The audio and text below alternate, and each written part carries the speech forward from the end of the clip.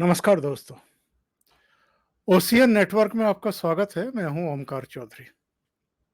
कल मैंने एक प्रोग्राम में ये कहा था कि दीपक केसरकर समेत कई ऐसे एमएलए हैं जो इस समय एकनाथ शिंदे खेमे में हैं और उनकी तरफ से कुछ ऐसे स्टेटमेंट आ रहे हैं जिनसे ये इंडिकेशन मिल रहा है कि अगर उद्धव ठाकरे पहल करें तो दोनों गुटों के बीच में बातचीत भी हो सकती है, कोई रास्ता भी निकल सकता है।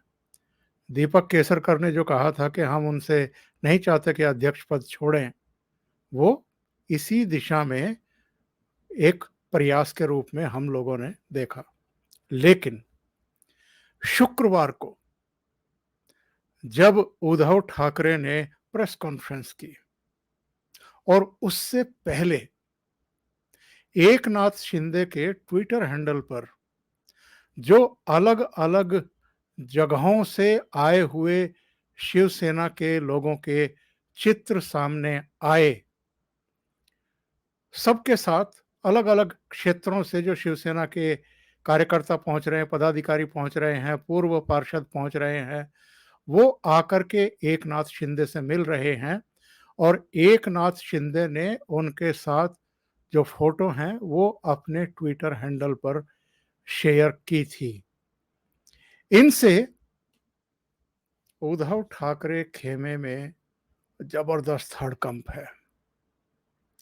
उद्धव ठाकरे ने शुक्रवार को जो प्रेस कॉन्फ्रेंस की और जो बातें उन्होंने कही हैं,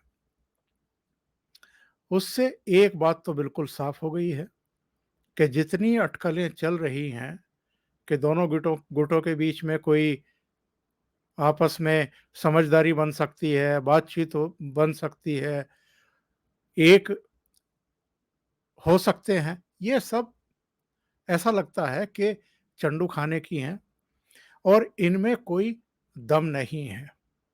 प्रेस कॉन्फ्रेंस सुनने के बाद ये बिल्कुल स्पष्ट हो जाता है कि उद्धव ठाकरे विचलित भी हैं, भयभीत भी हैं, आशंकित भी हैं और शिवसेना जो पार्टी के रूप में उनके पास बची हुई है और जो सिंबल अभी उनके पास है, उसको लेकर के अनिश्चित भी हैं।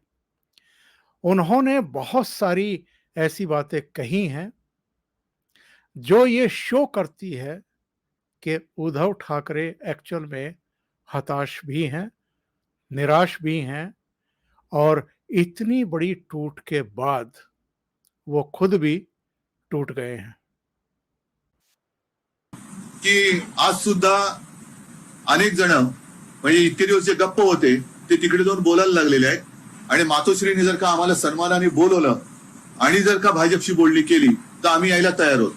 मी याही पूर्वी आपल्याच माध्यमातून त्यांना आवाहन केलं होतं की तुम्ही सुरतेला जाऊन बोलण्यापेक्षा उद्धव ठाकरे ने मोटा मोटी क्या कहा है, याद रखिए 29 जून को इन्होंने मुख्यमंत्री पद से इस्तीफा दे दिया था।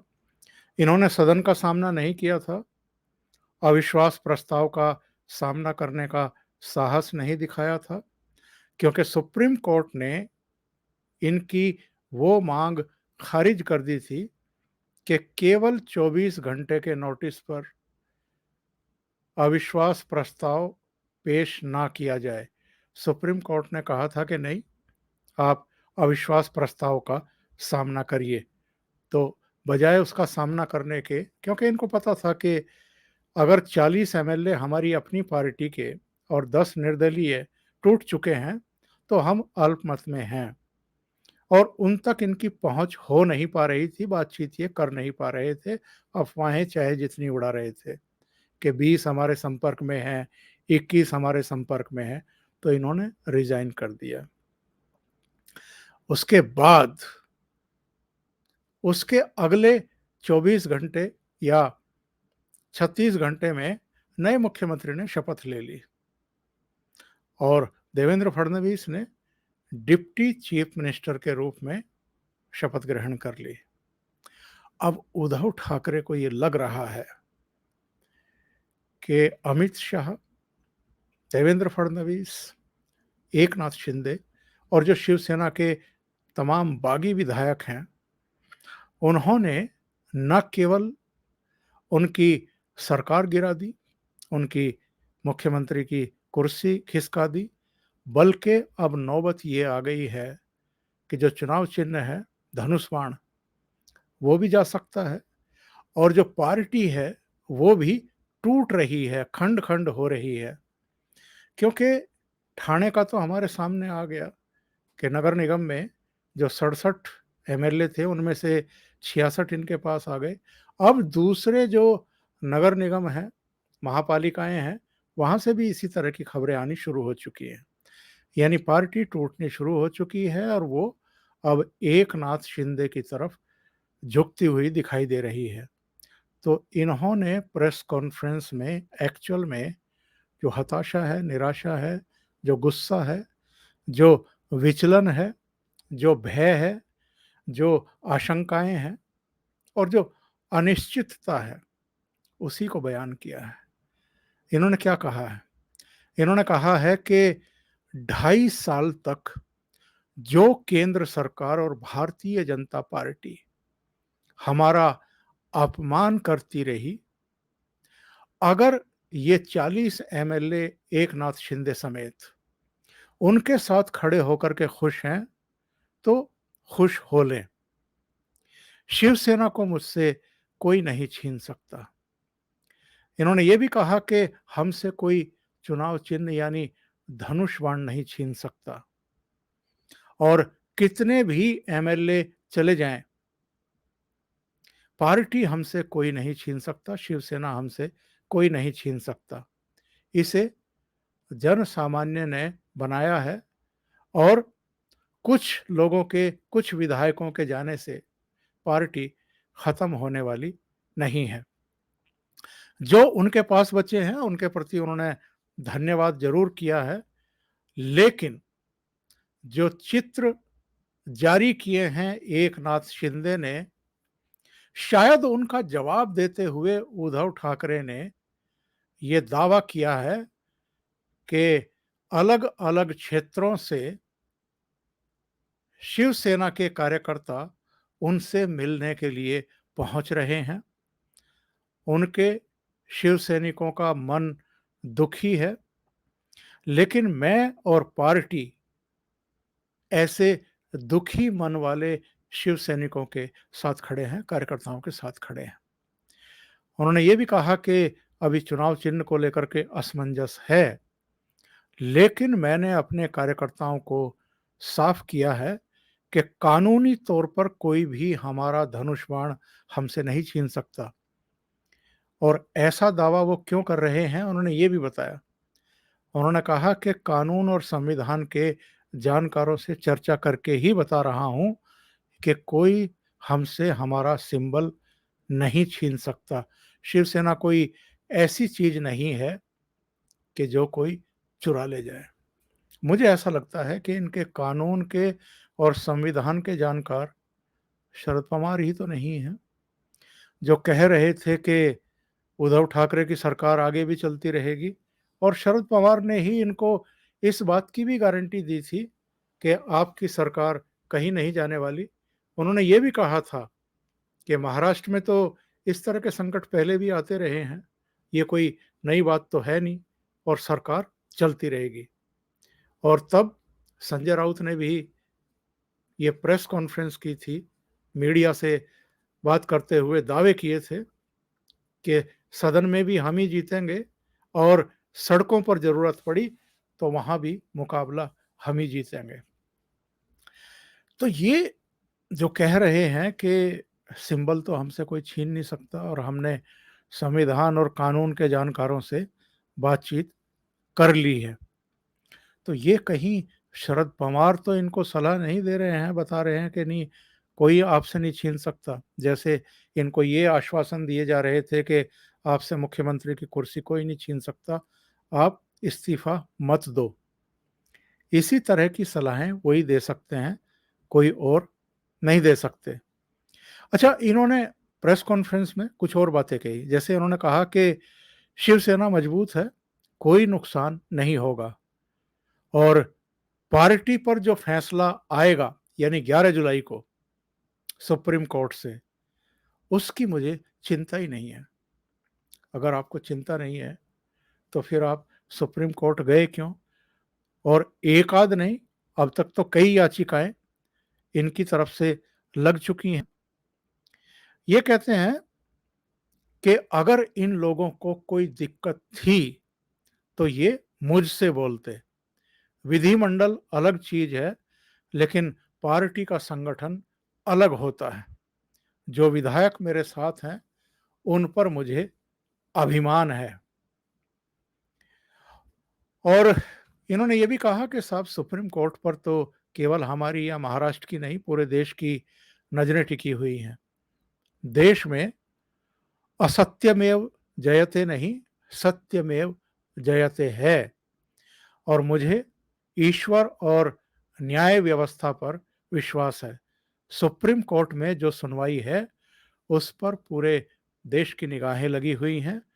लोकशाही का भविष्य कितना मजबूत है ये इस केस में पता चलेगा। यानी अगर इनके खिलाफ सुप्रीम कोर्ट का वर्डिक्ट आ गया तो क्या उद्धव ठाकरे ये कह रहे हैं कि हमारा लोकशाही से विश्वास उठ जाएगा और लोकशाही देश में कमजोर हो जाएगी, मजबूत नहीं रहेगी? मतलब उनके अपने तर्क हैं, इसमें मैं कोई कमेंट नहीं कर रहा हूं। आप लोग खुद अंदाजा लगाइए कि वो कितने आशंकित हैं, कितने भयभीत हैं, कितने विचलित और अनिश्चित हैं। फिर ये कहते हैं कि जो कोर्ट का फैसला आएगा उसे लेकर हमें कोई टेंशन नहीं है। राष्ट्रपति चुनाव के मुद्दे पर भी उनसे एक सवाल पूछा गया तो उन्होंने कहा कि सांसदों और पार्टी से चर्चा करूंगा और फिर तय करेंगे कि किसको हमें सपोर्ट करना है और वोट करना है, यानी द्रौपदी मुर्मू को या यशवंत सिन्हा को। ये अपने आप में एक बड़ा प्रश्न है इस समय एमवीए के सामने, क्योंकि कांग्रेस और एनसीपी में ये कोई दुविधा नहीं है। वो तो तय कर चुके हैं कि यशवंत सिन्हा को ही वोट करना है। शरद पवार नॉमिनेशन के समय मौजूद थे, राहुल गांधी भी नॉमिनेशन के समय मौजूद थे यशवंत सिन्हा के।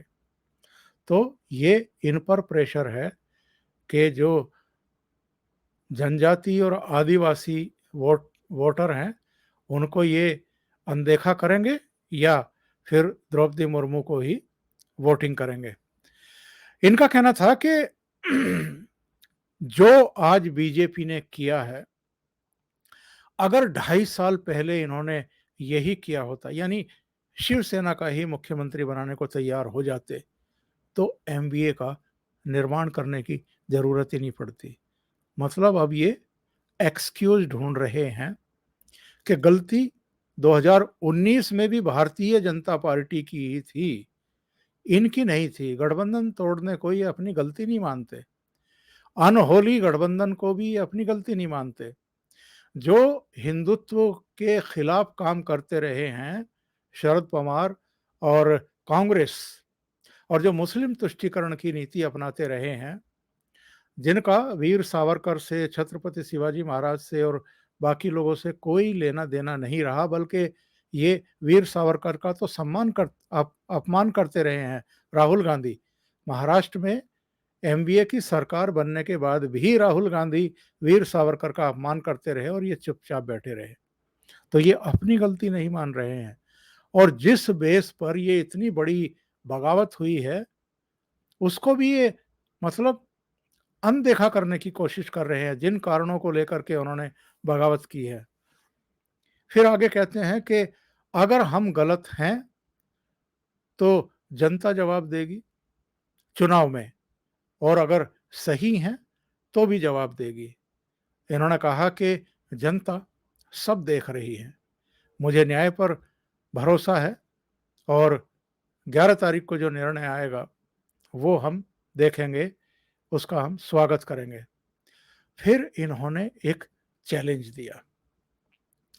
इन्होंने कहा कि आज जो वहां जाकर के बातें कर रहे हैं, मैं मीडिया के जरिए उनको ये कहता हूँ कि ठाकरे परिवार को लेकर जिन शब्दों का इस्तेमाल कर रहे हैं और उनके बगल में बैठे हो और यहाँ प्रेम दिखा रहे हो, आज तक किसी ने ठाकरे परिवार को लेकर ऐसे शब्दों का इस्तेमाल नहीं किया था। ये जनता देख रही है। अब ठाकरे परिवार को लेकर के कौन से शब्दों का इस्तेमाल एकनाथ शिंदे ने या उनके संगी साथियों ने किया है, मुझे तो याद नहीं आ रहा। ठाकरे परिवार पर, बाला साहब ठाकरे पर या इन्हीं पर, उद्धव ठाकरे पर भी कोई व्यक्तिगत हमले तो किए नहीं हैं, किसी तरह का भ्रष्टाचार का आरोप तो लगाया नहीं है या इनके खिलाफ कोई अनर्गल बातें भी नहीं की हैं, बल्कि वो अभी भी सम्मान ही दिखा रहे हैं। और अगर ठाकरे परिवार के प्रति उनके मन में सम्मान ना होता, तो जिस तरीके से विश्वास मत के खिलाफ इनके समर्थक विधायकों ने, सारे विधायकों ने, 15 विधायकों ने मतदान किया है, तो वो 15 के 15 को कारण बताओ नोटिस जारी कर सकते थे। व्हिप लागू करने के लिए, उनकी अयोग्यता का नोटिस देने के लिए। उन्होंने आदित्य ठाकरे को नोटिस नहीं दिया, बाकी 14 को दिया। तो ये भी एक तरीके से इनका सम्मान ही किया जा रहा है। और दीपक केसरकर से लेकर के जितने भी लोग जिस तरह के बयान हाल में दे रहे हैं कि वो अगर मातोश्री के दरवाजे खोलेंगे तो हम बातचीत करने के लिए जाएंगे, तो वो भी कोई असम्मान की बात नहीं है। लेकिन ये बेवजह का एक मुद्दा बनाने की कोशिश कर रहे हैं। फिर आगे कहते हैं कि इतना खेल करने से अच्छा है कि एक बार फिर चुनाव लड़ लो, समझ में आ जाएगा। अगर हमने गलती की होगी तो जनता मुझे जवाब देगी और तुमने किया तो उसका भी जवाब जनता देगी। जिसने 2.5 साल तक हमारा अपमान किया, उसके साथ खुश हो तो रहो। 2.5 साल तक ये केंद्र सरकार के ऐसे कौन से स्टेप हैं कि इनको अपमानजनक लगे? अगर ये प्रेस कॉन्फ्रेंस में महाराष्ट्र की जनता को ये भी बता देते तो शायद और बेहतर होता। या जो जांच पड़ताल चल रही हैं, जो एनसीबी ने किया है, जो ईडी ने किया है, जो सीबीआई ने किया है, या एनआईए वहां भेजी गई एंटीलिया प्रकरण को लेकर के, उसको ये अपना अपमान मान रहे हैं, तो उद्धव ठाकरे को ये भी तो साफ करना चाहिए। अभी के लिए इतना ही। बहुत बहुत धन्यवाद। अगर आपको ये चैनल और इसके कंटेंट पसंद आ रहे हैं तो लाइक करें, कमेंट करें, वीडियो को शेयर भी करें। अभी तक अगर आपने ये चैनल सब्सक्राइब नहीं किया है तो सब्सक्राइब कर लें और साथ में लगे बेल आइकॉन को दबा दें ताकि आगे आने वाले वीडियो और उनके नोटिफिकेशन आप तक पहुंचते रहें। बहुत बहुत धन्यवाद। नमस्कार।